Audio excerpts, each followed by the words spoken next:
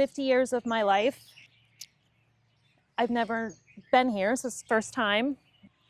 My dad was here. I sent my dad to see his father for the first time on Father's Day when I was in college, which meant something to me because, growing up, war has its effects later in life.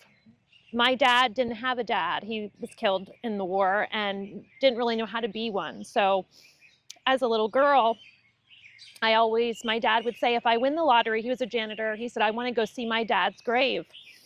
So from the time I was little, I thought to myself, someday I'm going to make my daddy's dreams come true and I'm going to have him come here. And so I surprised him, but I couldn't afford to come on my own. And my mom and him they'd never been to a vacation. They were never on an airplane. They never stayed overnight in a hotel. They never had a car that they drove in the same decade they were driving it. And I emptied my entire bank account and I surprised them.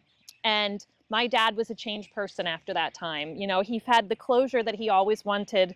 And he had the pride to realize that his dad was memorialized here in this beautiful park. And Hawaii touched his heart. The day before my grandfather was killed, he had wrote a letter to my grandmother that she received posthumously, stating that Ernie Pyle was in camp and he was playing cards with him. And he couldn't believe it. And he put it in quotes. I'm playing cards with the Ernie Pyle. My grandmother unfortunately got that letter posthumously. The next day, my grandfather went out with his medic jeep or van to pick up casualties, and he hit a landmine. The little island of Aishima was heavily mined, and the U.S. was trying to get it as an airfield for the possible invasion of Japan. And he was killed from concussive force, as well as everyone else in his vehicle.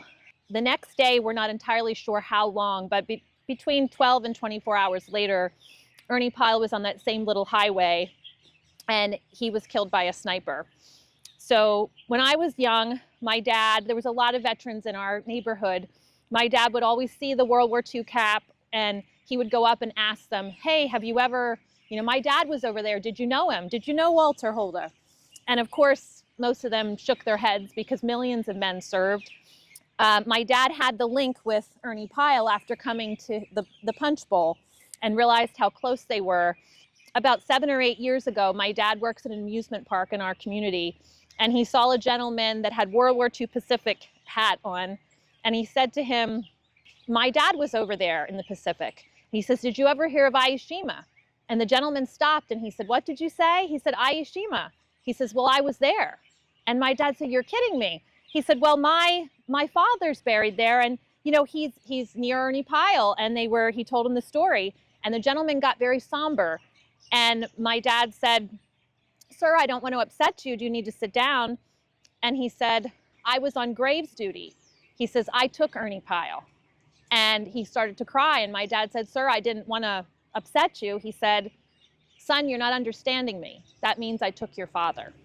So he would have came in because it was within those couple days, and he took all the casualties. Now, he never would have remembered Walter, but all the servicemen knew Ernie Pyle.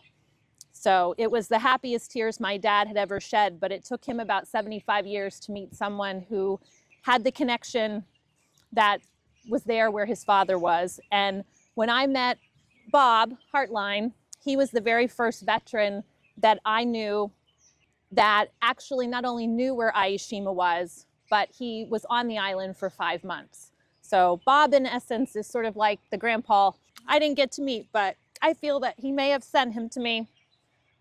So I'm grateful to be here, and I thank the parks and Jim for making this opportunity, and it's closure for me too.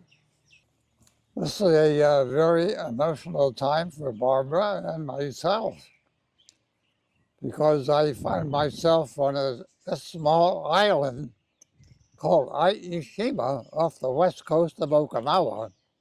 And I was only there temporary to load up an LST to go back to the States. I actually was a flying officer, and for a hobby, they had me supervise the loading of an LST-109.